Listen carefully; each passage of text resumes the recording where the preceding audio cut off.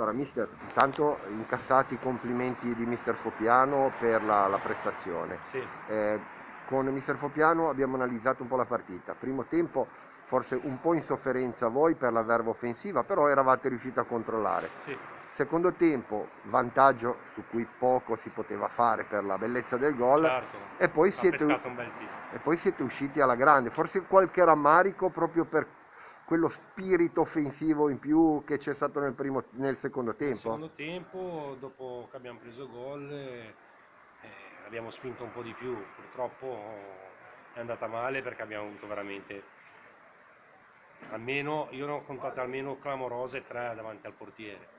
Poi anche i cross e altre, insomma 4-5 palle le abbiamo avute. Eravamo un po' più sbilanciati, qualcosina hanno fatto anche loro in contropiede, però tutto sommato sono contento dei ragazzi. Ecco. Ah, Purtroppo sono 2 domeniche che va così, non riusciamo a buttarla dentro e se non la butti dentro poi ti castigano. Ha pescato un gol oltretutto di nuovo clamoroso, veramente bello. bellissimo, complimenti, complimenti. Ecco, dovendo lavorare su una squadra molto giovane, Sì.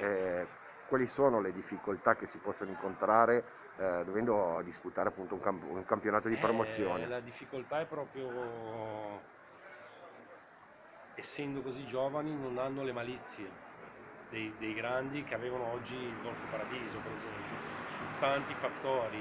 Ne dico solo una: noi invece che portare la palla avanti 10 metri, ce la portiamo indietro 10 metri. Cioè, è una piccolezza che però, sommata a tutte le altre, fa.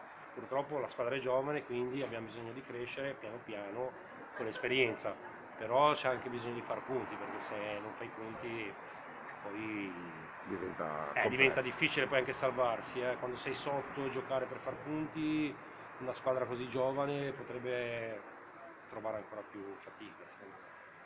Allora, buon lavoro Grazie, per il grazie. proseguo, grazie a E te, complimenti comunque al Golfo, perché comunque alla fine è una bella squadra. grazie, Prego. gentilissimo.